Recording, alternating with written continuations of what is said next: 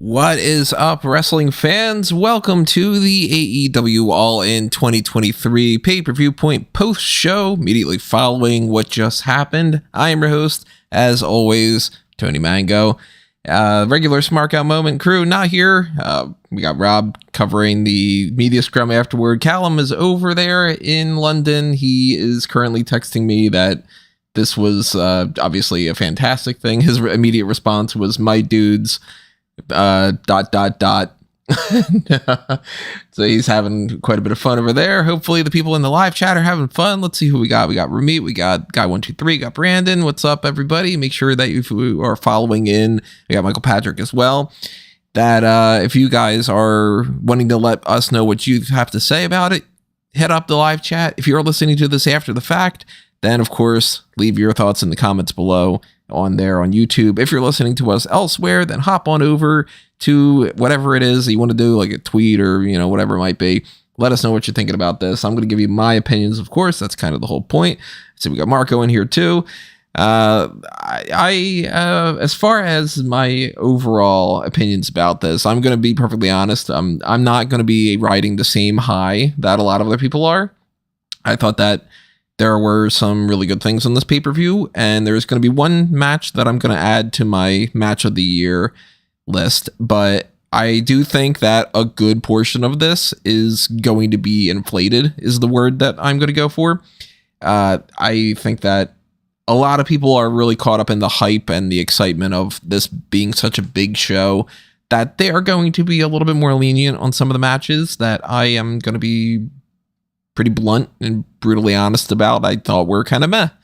I didn't think that anything was like bad, really. I think I gave pretty much everything around a 3 out of 5 for like the lower parts. I think I gave one thing a 2.5 out of 5. I haven't really been doing like, star ratings and stuff because I'm not the biggest fan of star ratings overall. I think that lends itself to too much nitpicking where somebody's like, well, why is this a 3.25 and the other one's a 3.5 or, you know what I mean? Then you start getting into those semantics and all. But the overall impression that I can give you, if you're wondering where I'm going to go with this, is that's very all right. And then a couple good things that stood out too. There are some moments that are going to be overshadowing the matches themselves, and a lot of people are going to be hyped up into that. And for anybody who's going to say it too, that happens with WWE. It's not just like an anti-AEW thing. So I am a level-headed approach to a lot of these things, which usually pisses off both sides because then it's, oh my God, Tony hates everything, even though I'm not saying that I hated a single thing on this. So I want to preface it with that because I don't want to hear any of the complaints when it comes to why didn't you think that every match was the biggest and best thing that's ever happened in the world of pro wrestling. You know who I am. I'm not a black and white, it's got to be a 10 or it's a 1 type of person. So hopefully, whether it's positive or negative, agree or disagree, you guys chat it up and you tell me what you think, because you could always just say, hey, this was my favorite thing I've ever seen in my entire life, and that's great. Or you could absolutely hate it, and that's good too. I mean, you have different opinions. Everybody's got their own. We got some more people funneling in the chat here. I see Dane's here. I see Grimm's here. I see Jeb's here. Read some of these things. I haven't had a chance to read them yet. Where is Edge in Wembley? No appearance by Edge. We did get Mercedes Moné 2 or 3 times throughout this, though. I will talk about the CM Punk and Jack Perry situation from the little bit that I've seen. I don't know too much of the specifics there, but Brandon had said, what a great pay-per-view. Oh, my God. Michael Patrick can't stay, but congrats to Saraya. We'll talk about that situation too. Let's see some of these other things here. Grimm says, for me, the biggest negative tonight was the time or lack of given to entrances. I'm not here advocating for the Roman Reigns Lord of the Rings extended edition style walk to the ring, but everything felt so rushed. Every performer was experiencing an 80,000+ crowd for the first time. Give them at least a little time to enjoy it. It's not like Tony makes us watch 15 minutes of promos between matches. That's true. It did go on pretty long overall. The pay-per-view was supposed to, from everything that they had announced ahead of time, I never saw anything that said that the pre-show started at 11 a.m. It always said 0 hour noon. And at 11:20 something, I see a message from, I think it might have been Rob, was just like, the pre-show started already. And I'm like, what? So I missed actually anything that happened prior to the Jeff Jarrett and Grado segment, which I don't really understand why that was necessarily on this, but then again, I don't know anything about Grado, so I don't know if that's some guy that they're like trying to poach and he's like super fantastic and that's why they would have given that spotlight to him. I missed the Miro contract signing thing, although I assume that that's probably nothing that I missed, really. Contract signings are really not all that impressive.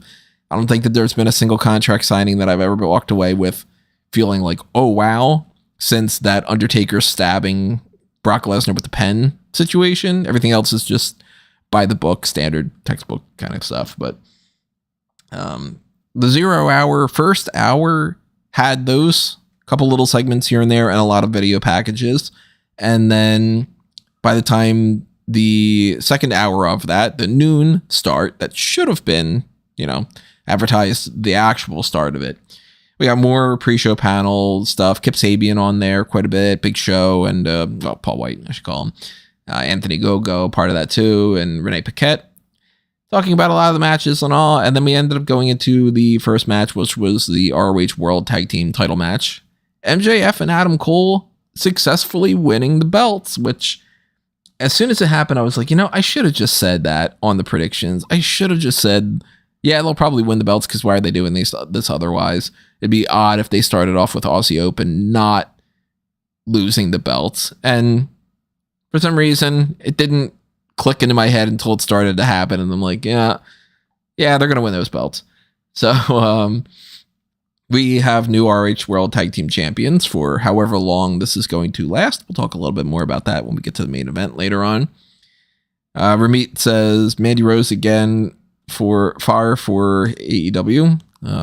What's going on with the Mandy Rose side of that? Trying to get some other opinions here and there from people from the Mega Maniacs Facebook group and, the guys like Payton and such. We'll see if any of them pop into the chat or anything. But the pre-show continued past that point with the second title match of the whole thing, which was, of course, the FTW Championship. That was Jack Perry going in defending the title against Hook, the rightful FTW champion among all the others and everything. And that started off with Jack Perry coming out with a limo. And very early into this match, there was a spot where Perry goes up to the camera and points out to the windshield. You see what that is? That's real glass, Crimea River. So hold on to that. We're going to talk about that again in a few minutes. They have their match. It's really good for the most part. I thought that it was a step up from the previous match. Not that the match with the Aussie Open and MJF and Adam Cole group was bad by any means. Again, I didn't think that any match was bad on this card. There was one that I thought was worse than the rest of them, but none of them were bad. This I thought was a little bit better. The FTW title match I thought was a step up. So they have their match. Nothing really too much to talk about. There's a suplex on top of the limo's windshield and all. And Perry taps out. So new FTW champion. Hook regains that belt. I am still hoping for him to retire the championship because I don't really like the FTW championship. But if they at least continue it with being FTW rules for every single match and can continue the false count anywhere element of it, then I'm okay with that continuing a little bit longer. I still think that they should rebrand it something specific to All Elite Wrestling. But at least with the FTW rules, it gives itself a purpose. If it's just the same as the TNT and the International Championship, and it's just another belt but lesser, then that's where I'm not the biggest fan of it. I actually really like False Count Anywhere matches, and it's one of those stipulations that I don't think that they do anywhere near as much in pro wrestling as they should. So if FTW is the way to do it, cool. That's a good enough excuse in my book to keep it on Hook in particular. Then you can bounce it around to different people. Somebody like a John Moxley can win it or whatever, but maybe Hook ends up getting rid of the belt pretty soon. Maybe not. I guess we're going to have to wait, figure that out in the coming weeks or so. I'm glad that he won the title back, regardless of that. Grim in the chat says Chekhov's windscreen.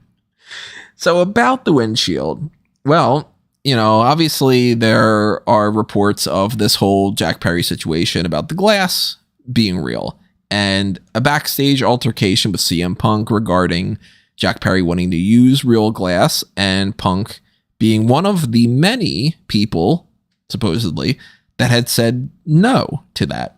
Now, I don't know if Punk has any kind of EVP status, or whether it's like an unofficial means of control or anything along those lines. I don't think any of that information's ever been put out there, but at least when it comes to the actual management, if they are saying that that's a no-go, and other people are saying it too, and Punk is one of those voices saying don't use real glass, I would assume that the reason why is because they don't want this to be an unsafe situation.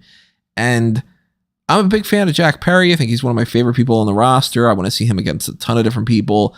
But I got to side with CM Punk and the others in the idea of if you can use something that isn't real glass and get the same effect, use the fake glass. There's certain levels of praise that need to go out to somebody like a Tom Cruise doing his stunts on like the Mission Impossible movies. And you're like, oh, wow, you really did hang off the side of an airplane. You really did jump from building to building. And then he broke his foot.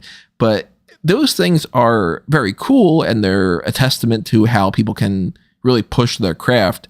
But if you can be safe and get the same effect, I think you should be safe. So for Perry to then say this, shot at CM Punk like that, I'm not at all surprised to hear that the transition from that match over to the next one, which was the Real World Championship match between CM Punk and Samoa Joe, apparently they ended up having some kind of a scuffle backstage. I don't know exactly what that entails. It seems like Perry had pushed Punk and Punk choked him out, according to one source. Whether that ends up being corroborated or there are more elements to this that we don't know or something along those lines, we're going to, of course, see if anything happens along that. I'm not listening to the media scrum right now.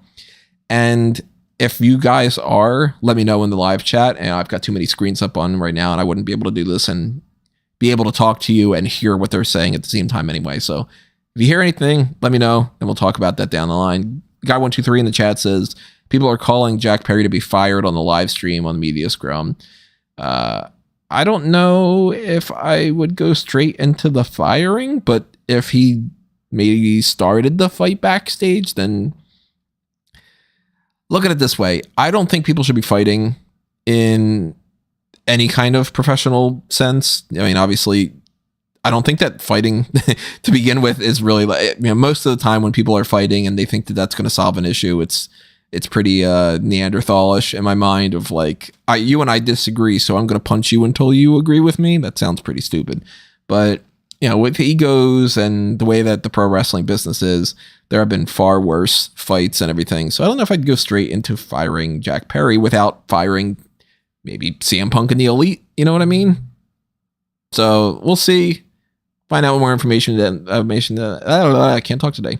Find out more information about that down the line. Probably should pop out some of this Invisalign stuff. Maybe I can talk a little bit better. And let's see, another Punk story. Grim in the chat. Guy says, I don't think Punk should have say in this because he isn't a part of the angle. Marco, wait, he got choked out twice today. And yeah, Peyton, yeah. It's going to be a running joke, right? So the Real World Championship match did follow suit. CM Punk versus Samoa Joe. I thought there was a really good moment here where Joe was going to do the whole walking away and, somebody jumps off the ropes and then he, just moves spot. Punk decided to not jump yet and actually hit his move. And then right after that goes for another thing and Joe walks away. So they ended up having both a fake out and then the actual thing. I thought that was pretty fun. Joe was having fun in the match itself. And he was, like Brandon just said in the chat, Joe was hilarious in this match. He was hyping up the crowd. He was doing some fun taunting and everything. And he swung Punk's head into the bottom part of the commentary table, so Punk was bleeding for the whole rest of the match. I'm assuming that Punk probably bladed. Maybe not. I don't know. But the crowd started to boo when Punk was biting Joe's head towards the end of the match, and that led to a Pepsi plunge for the win, and Punk retains his fake real championship. Again, I'm going to echo what I said with the predictions. I don't think that this was a match that felt like it was like, oh, you've been building this up and it's got such a great story to it, and this is an epic encounter between these two and it needs to be at this event or anything along those lines. But they did a good enough job, and overall, I can't really complain about them having a suitable enough opening match. Not the best match of the world, not the best match of the night. I think if anybody starts talking about this being a 4.5 star match or anything, then you're crazy. But it got the job done. Punk and Joe had, I'm sure, a career moment together here, being able to look back on their previous matches and, you know, smaller venues and everything. And sure, it was fun for them. Crowd seemed to enjoy it. So, you know, overall, keep in mind a 3 out of 5. If I'm saying that I'm giving it a 3 out of 5 on the score, that's above average. 2.5 is the middle of the road for that. 3 means above average. It's not that it needs to be a 5 out of 5 for anything to be good. This was fine. I'm really curious to hear more what's happening about that backstage thing, though. That's infinitely more interesting to me than whatever happened in this match between Punk and Joe. So, yeah, bigger story down the line, it seems. Guy says, Guy123 in the chat, I should clarify, says, I thought that this match was underwhelming as hell. I am going to be more critical of some other matches. I'll say that. And the next match of this was a trios match. The Golden Elite, Kota Ibushi, Hangman Adam Page, and Kenny Omega against Konosuke Takeshita and the Bullet Club Gold members of Jay White and Juice Robinson, although the Gun Club was out there too, Austin and Colton Gunn. I don't think that this was on the right spot of the card. I think that they would have been better off maybe moving the Coffin match here and moving the Golden Elite match to, I guess, what would follow that. You know, maybe rearrange a couple of other little things here and there, but I don't think that this panned out the way that everybody thought that it was going to. I really thought that this had potential to steal the show, and this one, even more than the previous one, I felt underwhelming. There were some decent enough moments here and there, but I honestly can't tell you pretty much anything that happened in the match. It's not memorable enough. There was like, you know, Hangman hit a buckshot lariat to the back of Takeshita. Is that supposed to be like the big spot of the match? You know, like there wasn't really anything standing out to me on this. It was just a match, and it was another perfectly fine match, but given the people involved, I expected more. So yeah, I'm disappointed in it. I don't think that this really does all that much crazy more to set up anything more in the future that I'm hyped up for. But they did give the win to Takeshita. He got a roll up on Kenny Omega. So he's got at least a pinfall victory that can justify having a singles match at the next pay-per-view, which is just around the corner. It's just this next Sunday. So I'm assuming that that's where they're going, and they'll probably just have Takeshita versus Omega at All Out, and maybe the other ones are just not necessarily on the card. Maybe they are hanging around ringside. I don't know. Maybe we do get like Adam Page against Jay White as a separate singles match or something, but I'll be perfectly honest about this ahead of time. If that ends up being the case, you're not going to hear me going like, oh my God, I can't wait to see Page versus White, man, because what happened at All Out? Super hyped. I'm not going to be. It's going to be like, all right, well, they're following it up with kind of a baseline copy and paste of what they can do. And again, if anybody's going to criticize that and say, why are you being so hard on AEW? Do you hear the WWE reviews as well? You would hear the exact same thing from me. You're not going to hear me going nuts over the Payback card because the Payback lineup looks kind of weak to me. So, you know, hey, I'm going to call a spade. And I think that this could have been better. I was disappointed with this. Couple other things in this chat. Let's read this. Dane says Jim Ross for Prime Minister. Dane, what was your favorite JR calls throughout the night? Let me know, because I wasn't paying too much attention to them, but you said that he was having some pretty good ones here and there. Grim says, totally agree with the match being in the wrong place. It should have been a straight tag, Kenny and Hanger against Juice and Jay. Brandon says, I thought it was good, but now that you mention it, it kind of did get lost in the shuffle. And could have had Takeshita interfere to set up the singles match. Guy123 says, I agree completely. I was bored for 85% of this, and it wasn't as bad as the women's match. We're going to talk about that one a little bit later on. This was followed up with the FTR versus the Young Bucks match for the AEW World Tag Team titles. Frankie's in the chat now. What's up, Frankie? And I couldn't really hear what the Young Bucks were coming out to at first. What was the song that they had out there? I was having some issues with the BR app. Not at all surprising. And I had, two things going on at the same time and all. So I don't know what that was, but they came out with like Freddie Mercury tribute gear. Not something that's going to go on my list of the best entrances of the year. Sorry, guys. Very even match. This was pretty split between everything that FTR would do. Young Bucks would do something afterward, and it would end up being like, let's say, Dax gets taken down by Nick Jackson. Well, then Matt Jackson gets taken down by Cash Wheeler. It was very much, if one side is going to suffer something, the other side's going to suffer it for the opposite tag team member. And they were telling that story throughout the whole thing. Worked in some ways, worked in, the overall scheme. But I don't think that it was an epic match. I think that these two teams had much better chemistry before. And to be perfectly honest, again, I know a lot of people are going to talk about this being, oh my God, such an amazing match. I feel like 75% of it was just sort of meh. It picked up towards the end for sure. Got much better for that last quarter of this match. But everything leading up to that, crowd's chanting, this is awesome. They were loving it. Of course, you're going to love something more in person anyway, just because you're in that arena, you got that hype around you, the energy is something that you can really feel. You could do the same when it comes to house shows. Like when you are at the arena, it's of course going to be more entertaining.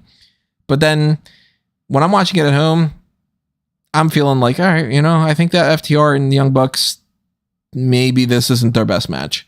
And I stand by that. I still think that they've had better encounters before, and they've had better matches with other teams too. This did not live up to the hype to me. I thought it was good, but not great. And that's where a lot of people are going to be like, oh my God, how do you not think that this was the best thing that's ever happened in the world of tag team wrestling history? It was a decent match that led to a good match for the end of it. And overall, decently good. Not amazing. So they had a back and forth thing going on, lots of super kicks and shatter machines. Even the Young Bucks hit their own shatter machine, which didn't get the pin for them at all. And it ultimately ends with the tag team champions retaining their titles. They get shatter machine, get a pinfall and all. They end up having a show of respect towards the end of this, and the Young Bucks neglect that.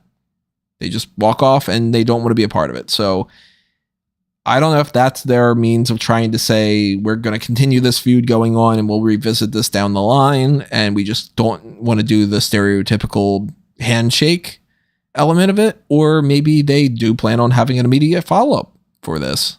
I don't think so. I'm assuming that this is just, we don't want to say that this settles it between us. So let's have more matches down the road. Payton says entrances in general were underwhelming tonight. Got to agree on that front. I don't have a single one of them that I'm going to write down for my best entrance of the year, including the MJF one. Sorry for anybody who thinks that that's the case. Brandon says, I think that this was a match of the night. The tag title match you're talking about? Pretty sure. Dane says, why is everything golden? The ref wasn't using any 10 counts and just watched the interference and did nothing. Yeah, it's a typical AEW match, especially in the tag team division. They just ignore the 10 counts and stuff. It's just, everything's a tornado tag, basically. Guy123, this match was very good. Not a 5-star classic, but 4.5. Grim says it was a solid 3.5 out of 4-star match. Both are capable of better. I have no idea who's going to beat FTR, says Brandon.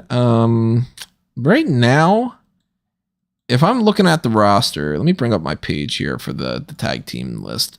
Because I don't think that there's anybody that really stands out 100% for me either. You know, I have somebody in mind for the trios titles, but as far as like a, you know, who can beat FTR situation, I mean, maybe they end up sticking around enough with the Mogul Embassy that they go with that group, but if it's not Santana and Ortiz, I can't imagine anybody else. And there's Frankie with Santana and Ortiz. Yeah, that's the only team that really strikes me as like, that's who I would go for, at least. Maybe Edge and Christian. Yeah, Grim. I don't think it'll be Edge and Christian. I think Proud and Powerful has a good shot, but then again, I've thought that they were going to win those belts before, so I wouldn't call that a guarantee by any means. Now, if we're talking Proud and Powerful, we're talking the tag team being reinstated into the roster and everything that goes along with that. Let's talk about the next match, because they were in that one, which was the Stadium Stampede match. This was my second favorite part of the entire night. Dane disagrees with me on this one, but it was Eddie Kingston, Penta, and Best Friends, Orange Cassidy, Trent Beretta, and Chuck Taylor, against Blackpool Combat Club's Jon Moxley, Claudio Castagnoli, and Wheeler Yuta, as well as Santana and Ortiz. And I was nervous at first that they were going to go with the Wild Thing gag, but then they started off with BCC, so that was cut short immediately. I had written out how long into this match before Moxley starts bleeding, and then the next thing was apparently not too long. We got the skewer spot again. My wife was watching this with me at the time, and that got a good reaction out of her, which was, oh my God, for no fucking reason. Why is this happening? And she's, you know, a horror fan that thinks that blood is beautiful and all, but she always looks at these matches and it's like, why are they doing this? Why can't they have, what was it that she had said? She said, like, why can't they have like a Play-Doh sculpting competition instead? I'm like, oh, I love her. So this was fun. This was just a brawl. I don't have any idea how anybody in the arena was able to keep track of anything. I'm going to have to get Callum's opinion about that down the road. See if maybe he was just watching the screen the entire time or whatever. But I liked it. I liked that they had the little bit with Sue, and, you know, she brings in her van. She's got some baked cookies on a cookie sheet. Or at least it looked like it was like cookies. I don't know, maybe little cupcakes, brownies or something. Instantly made me hungry, though. I was like, man, I could go for some of those. And Penta came back out with red ring gear instead of the gear he had on before. Then it was, oh, he's transitioned over to Penta Oscuro, which I thought was, you know, pro wrestling can be so gimmicky and stupid and silly. And sometimes you have to just laugh at these kind of things because they're ridiculous. Like, why did he waste time to go get changed? And then it's, oh, no, now it's the darker version of me. It's so stupid, but I kind of loved it. There was a ladder spot that got messed up. Penta was supposed to be climbing that and then doing a sunset flip powerbomb through tables, and the ladder collapsed, but he just decided to climb it anyway and did the spot anyway. Bunch of chaos with Claudio swinging Orange Cassidy around, people getting slammed on Legos and through tables and all. Duct taped, Orange Cassidy duct taped his hand, put some broken glass on there, got a few little spots there with the, you know, DDT under the pile of glass and all, but after a barbed wire steel chair from Eddie Kingston and eventually an orange punch with the glass covered hand, Orange Cassidy gets the win by pinning Claudio. I thought that this was a really fun segment. So thumbs up. I gave it the second highest score of the night. And I don't know where they necessarily go from here, but since Orange Cassidy did score the victory, I would assume that they don't have the means to necessarily be like, well, you know, somebody like a Moxley should be having that international title match. Maybe they just go ahead with it anyway. Look, the way that AEW builds their pay-per-views, they pretty much just go, don't you want to see these two guys go up against each other, and shut up about any kind of logic behind it. WWE, to be fair, and, you know, for the criticism of AEW, WWE tends to just go, oh, like, these two people are going to go up against it, and we don't even care if you want to see it. So Sometimes it's a benefit when it comes to AEW versus WWE, but they both could do a lot better, and that's why they should hire me. This is a reminder as far as the idea of, hey, hiring me. I totally forgot to plug at the beginning of this that there are different tiers over on our Patreon and such. So if you do want to quote unquote hire me for some extra segments, you have to pick your poison tier. You can directly sponsor something on that end, but you can also help out on the monetary side by just donating whatever it is you got. A little thanks button on there. We got the super chats that are in the chat right now. If you want to make sure that I see your comment on here, because obviously I'm reading some of them here and there, but I got to read plenty of other things throughout this and check back on all my notes and all. But super chats, the thanks button, the Darkcast tier, even $1 a month. If you are joined over on the YouTube channel membership or the Patreon, it's greatly, greatly appreciated. Make sure you're hitting the like button as well. I see only 3 likes right now on YouTube, but I'm seeing more than 3 people in the chat. Hit that like button. Help me out a little bit here. And Redbubble and TeePublic for the merchandise side of it. If you want to pick up some t-shirts or stickers or, I don't know, coffee pots or whatever they have on sale with those things. I frankly lose track of that more than anything at this point because they keep taking down my designs. So I don't really want to put a whole lot of investment in them. Screw those companies. Let's move over to the next segment here, which was my low point of the night. The AEW Women's World Championship 4-way match. Hikaru Shida going in as champion, defending against Saraya, Toni Storm, and Dr. Britt Baker, D.M.D. Saraya coming out to We Will Rock You, and she has her family by her side. So it's a good moment for her. I don't know if necessarily We Will Rock You suits her the best, but I can see why they did that. I mean, it's a big anthem for sports and all. Nigel McGuinness had one of the lines of the night. He said, "How distracting must it be for a dentist to be here in England?" Well, you got the British guys saying it, so nobody can be mad about that.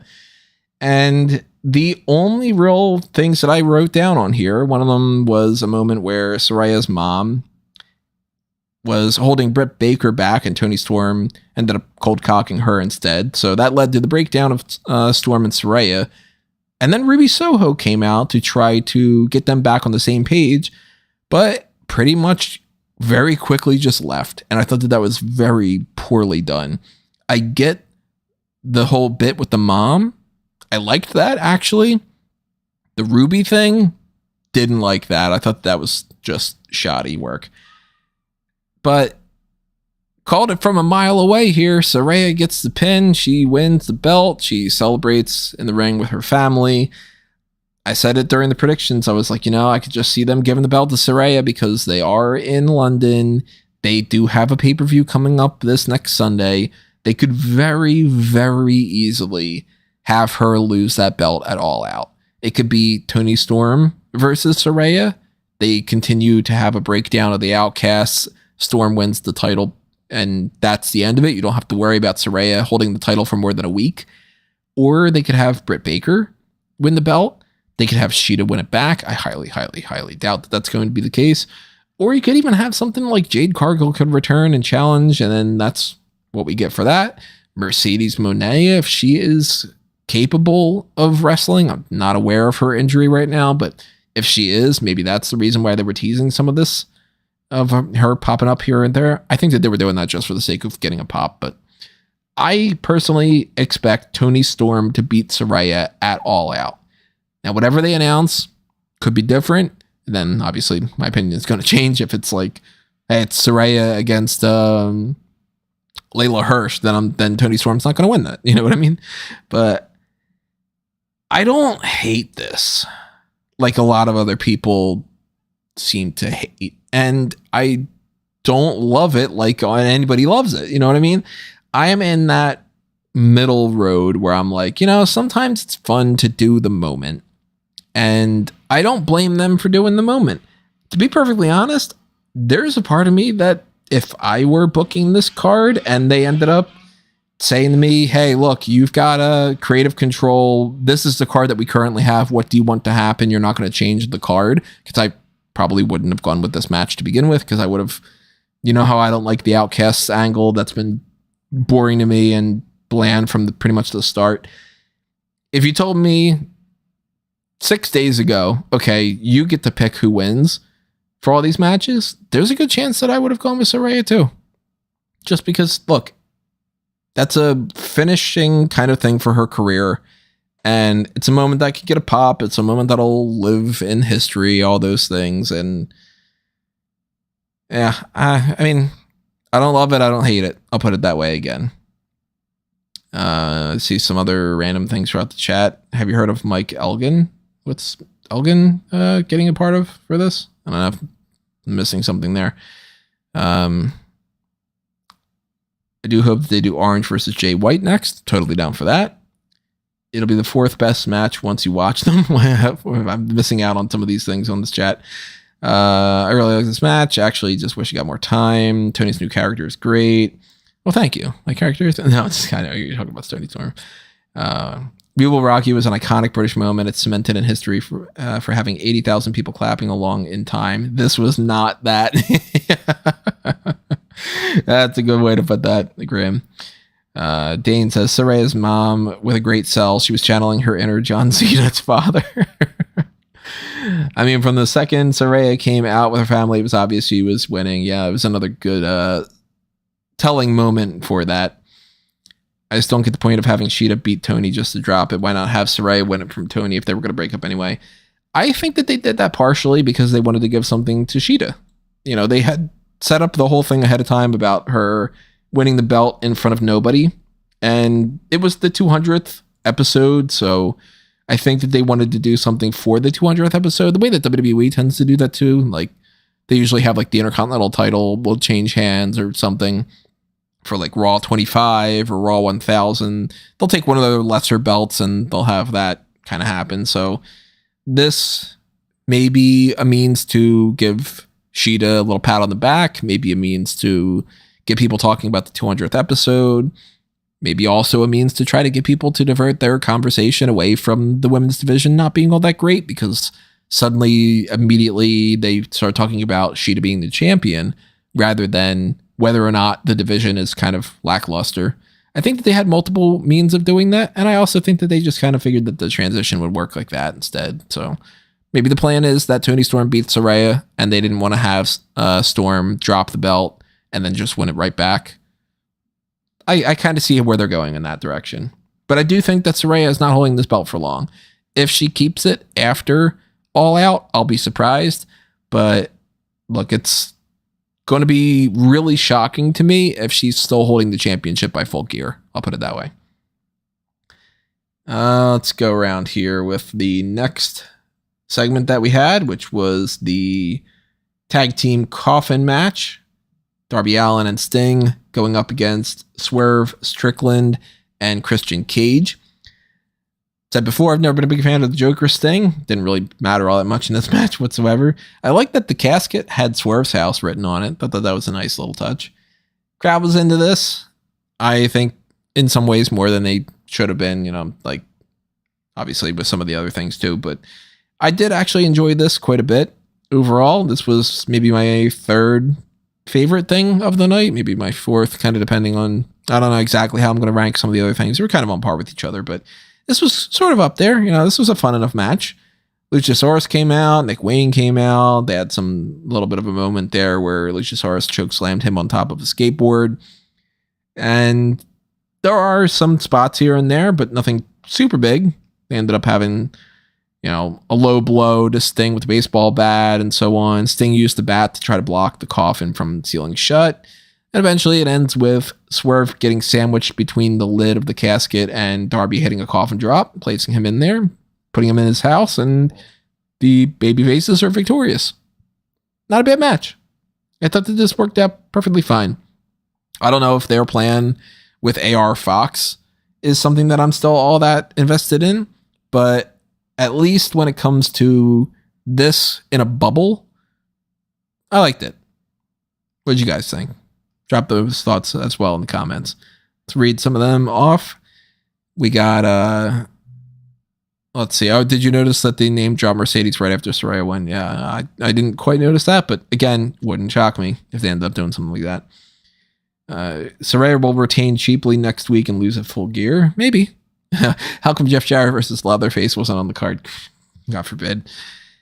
I was totally invested in this until they opened the coffin and Edge wasn't there. Yes, I'm a total mark for Grim on there. We might get Wayne versus Swerve it all out. I hope not. I don't think that that's worth being on the card necessarily. Sorry for Nick Wayne and Swerve. Let's see. Where did they go after this? We had the tag team coffin match leading into Chris Jericho versus Will Ospreay. In theory, on paper, Jericho giving himself the intro and singing Judas to the ring. Very cool idea. In execution, not quite as much. For somebody who performs and does this, and obviously it's his song and everything, I would have expected a little more energy. He felt like he was just sort of Judas in my mind. Yeah, that's the song. All right, everybody. Low energy for it. Not a big fan of that entrance. It went from being something that I thought I was going to write down as one of the best entrances of the year to being something that I'm like, you know what? I'm not going to write it down. You know, it's not bad enough that I can write it down as like the worst entrance of the year overall or anything, but it's very underwhelming. I'll say that. I think it was Peyton in our group chat had said, how's Will Ospreay even having a cooler entrance because of the Assassin's Creed kind of gear they had going on? Ospreay's so good, and we've talked about him before. We've praised him up and down, left and right. He was holding this match together, doing his best work, and it was a fine enough match. Again, would have been a much better match if we had Jericho from 15 years ago or something, but that's pretty obvious. I thought that they did a good enough job, and the right person won, of course. Well, Ospreay got the win after a hidden blade and a second Stormbreaker. Interesting couple moments in here, like there was a switchover where Jericho definitely just became the heel. You know, they had a moment with Don Callis trying to interfere, then Sammy Guevara nailed Ospreay in the head, and by the end of this, people were happy for Ospreay to win. And Guevara helped up Jericho. Jericho just pushes him away, storms off. So, not our first of the I'm upset with you and I'm not going to have that that celebration after the match or anything. Kind of like the Young Bucks situation, but a little bit different from that. And then I don't really have too much more else to say about this, to be perfectly honest. I just thought that it was as good of a match as I was expecting that it would be. And Grim says it in the chat. Fantastic match. Ospreay could wrestle a broom and have a 5-star match. Brandon says, great match. I'm going to see more of Ospreay and hope he signs with AEW. If AEW does not put out all the money they can to sign this guy, then I don't know what they're thinking. And if I were WWE, even if they're on a hiring freeze right now, I'd be like, I need to grab that guy. I don't know if that's really going to continue by the time that Ospreay's contract is up, because supposedly the Endeavor deal is kind of meant to end around September. So maybe by then, because Ospreay, I think, is up in January or February or so. Hopefully WWE will make a play for him too. Ospreay is good enough that he should have all three companies trying to win out a contract for him. Where would I want to see him go? Callum's going to kill me for it. I'd like to see him go to WWE. I think more WWE people that are on that level should be in the company. And with AEW, I mean, how many people have been lost in the shuffle? You know, Jay White could be a bigger deal in WWE right now than he is in AEW, for instance, I think. I know Grim already said no, Tony. Put it this way. Do you want to see him wrestle for the TNT title over the course of the next couple of years, and another person like a Keith Lee and all those other guys get pushed down even further on the card? Because not everybody can be champion. Or would you want to see somebody like a Will Ospreay potentially go to WWE and be a main eventer? You know? I think WWE needs some of these people. Not everybody that wrestles that style should just be in AEW. Excuse me for a second as I cough.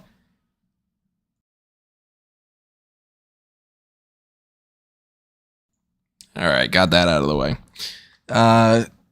Following the Ospreay and Jericho match was Nigel McGuinness announcing 81,035 in attendance.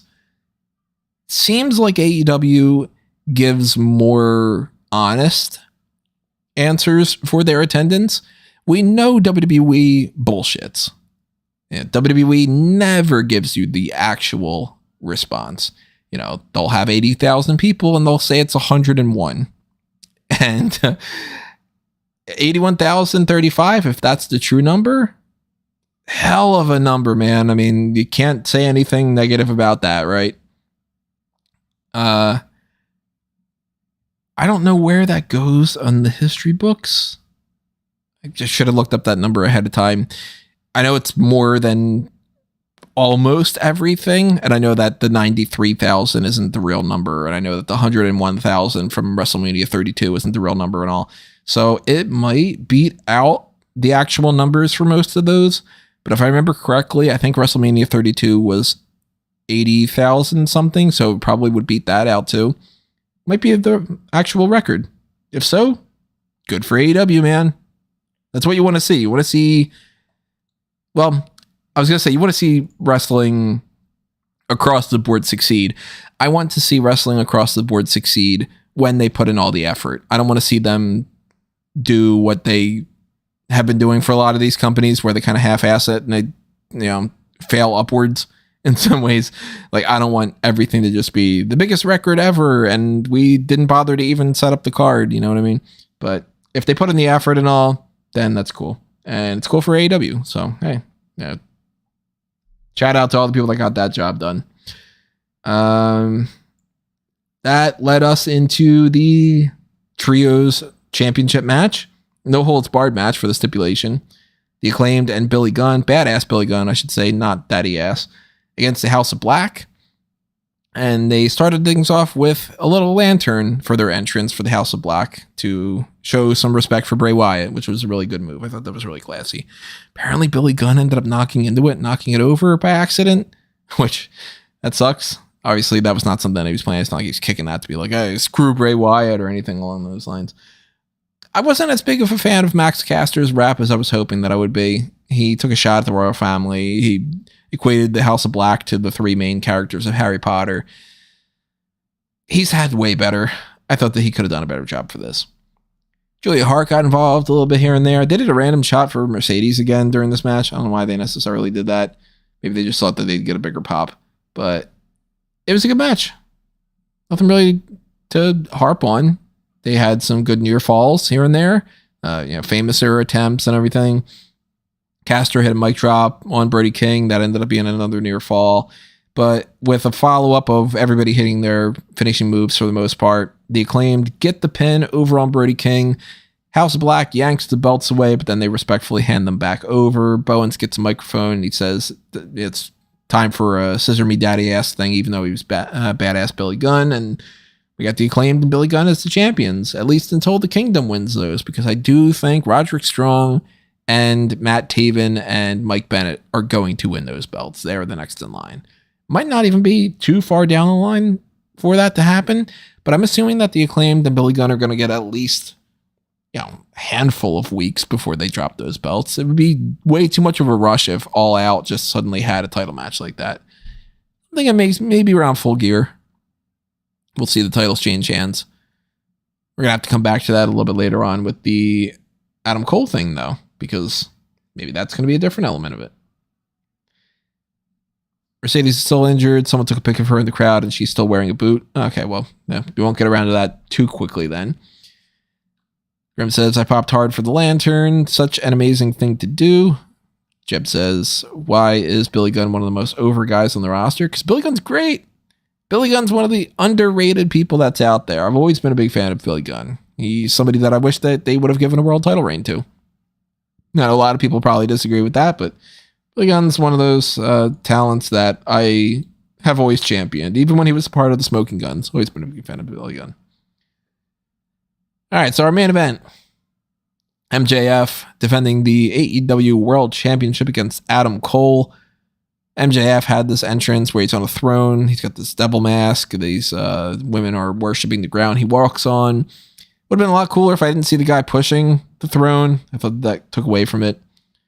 And they were hamming up the whole buddy aspect of this, which led to eventually some moments here and there where MJF was really struggling with the idea of whether or not he should do something a little bit more dastardly.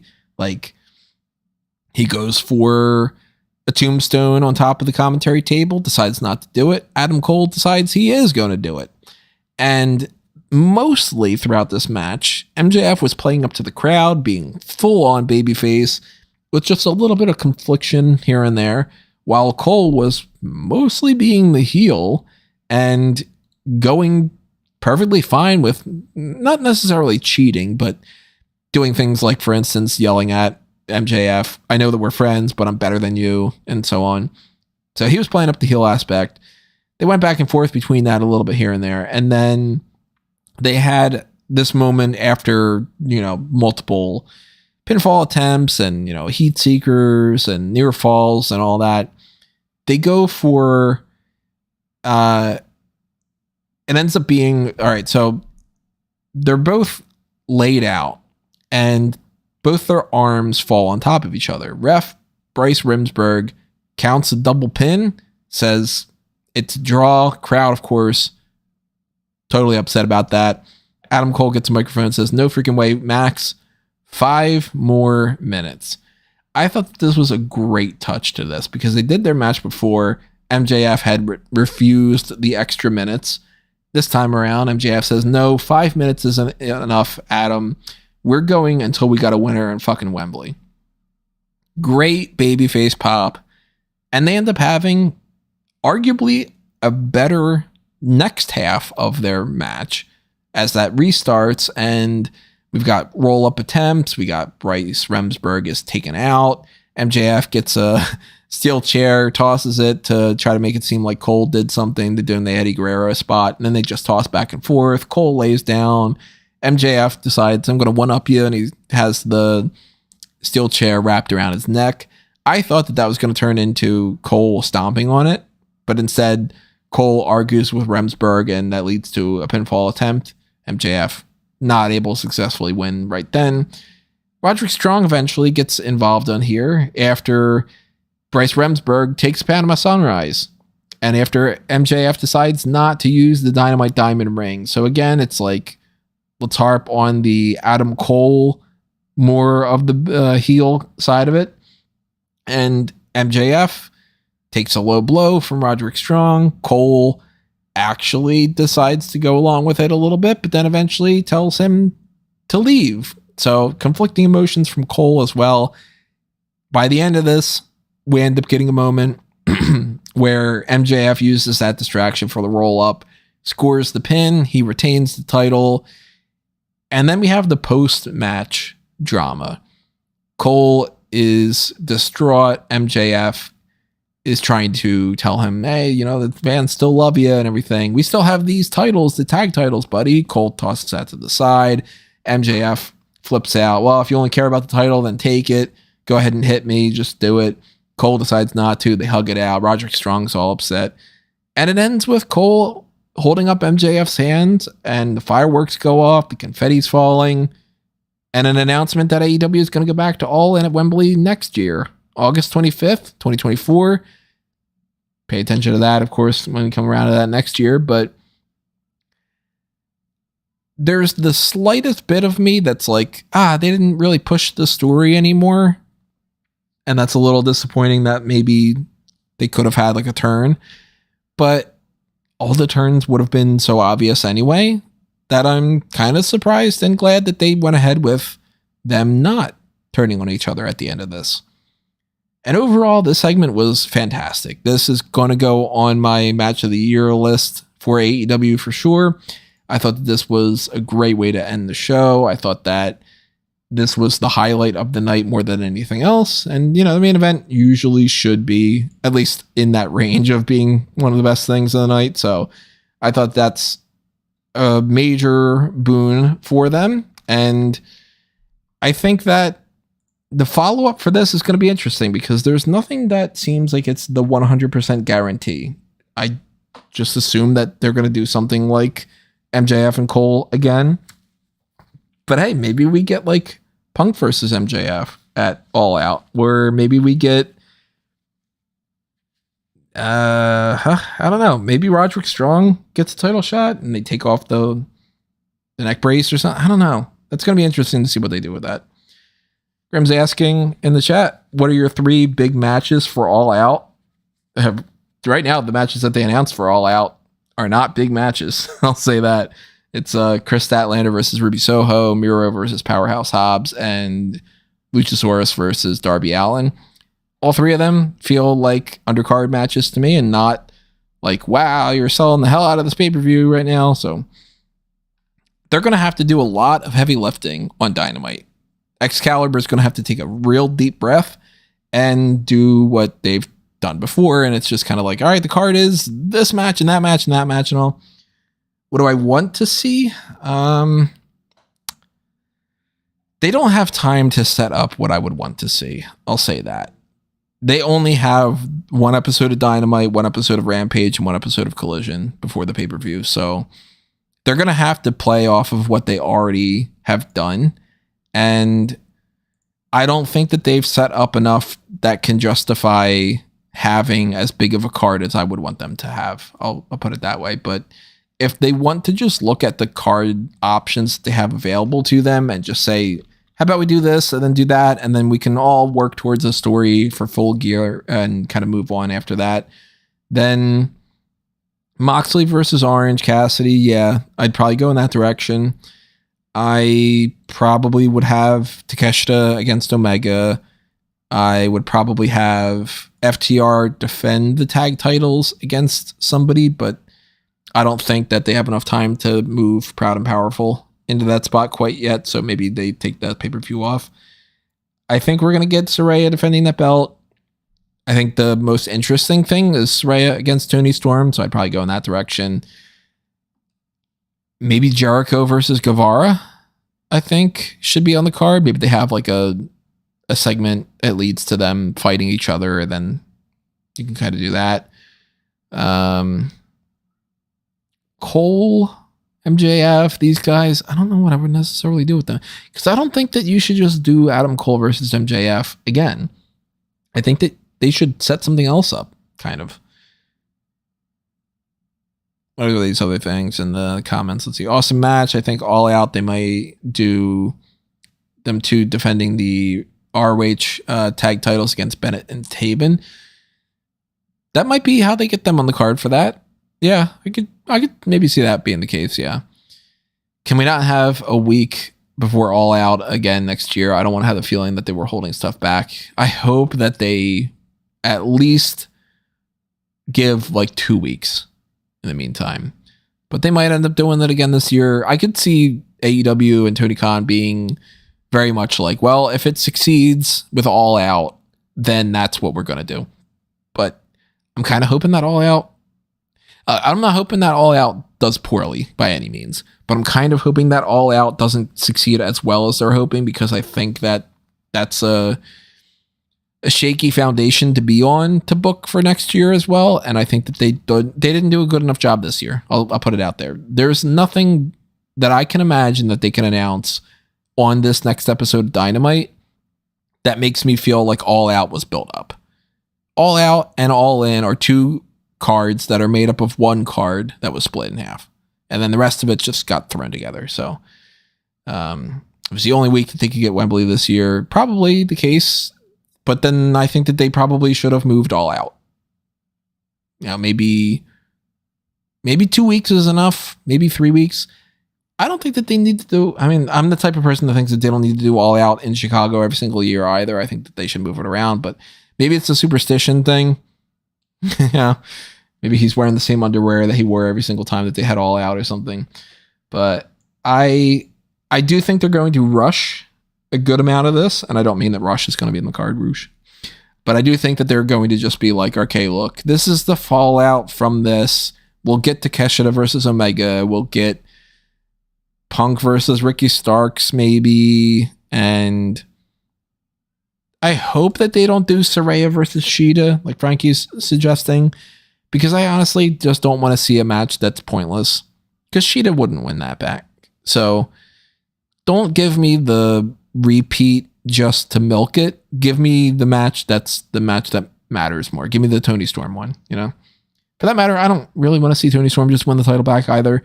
The women's division's really just not doing anything for me right now. So if I wanted the coolest thing to happen, I would hope that they would sign somebody else and bring them in and do something more fun like that. But overall, All In is certainly a big success when it comes to some people. You know, Callum is going to talk down the line at some. I'm using down the line a lot on this episode. I don't know why that's my phrase for the day. At some point, Callum is going to give his thoughts about this. He seems to be just over the moon gaga about it. I'm sure a portion of that is because it's something he watched live. He's got the energy there, but also this is more Callum speed. AEW is a hit or miss thing for me, just like WWE is. It all depends segment by segment. And if I'm looking segment by segment on this card, some of it really worked. Coffin match was good. Stadium Stampede was good. Main event was good. Some of it didn't work as well. And I think that if I were to look at this as a WrestleMania, I would equate it to night 2 of WrestleMania from this year rather than night 1. Take that for how you want to. So in the meantime, get your quick thoughts in here before I round this out. And remind everybody, of course, of all those things that I mentioned before. Make sure you're hitting the like button on here. Make sure that you are subscribed. Share this with anybody that you're interested or you think might be interested in checking out the podcast and all. Make sure that you are also heading over to fanboysanonymous.com, the sister website of Smark Out Moment, the blue brand that offsets all that stuff in the pro wrestling world with some of the geek culture topics outside of that, where I get into deep movie talks and things about their video games and comics and TV shows and so on and so forth. I desperately want to do more Fanboys Anonymous content. And if you want me to do more, not only can you directly sponsor it through the Patreon, but you can also show your support by just liking and sharing and following and subscribing, all those things there, like the YouTube, the Facebook, the Twitter, going to fanboysanonymous.com, clicking on the articles, you know, that stuff helps out quite a bit. The Blueprint Project is a part of that. So for anybody that is into superheroes and even some of the stuff that's outside of superheroes, you know, James Bond is another element of this. Star Wars is something that's on there. But everything from Power Rangers to Batman to Ninja Turtles and Spider-Man and so on and so forth.